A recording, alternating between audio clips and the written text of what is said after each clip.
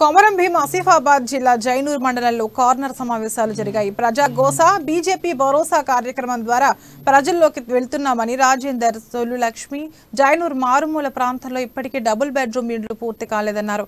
పేద ప్రజలకు ఎటువంటి పథకాలు అందడం లేదని, దళిత బంధు ఆసిఫాబాద్ నియోజకవర్గ ఒక బీఆర్ఎస్ నాయకుని కుటుంబానికి తప్ప పేద దళిత కుటుంబానికి అందలేదన్నారు.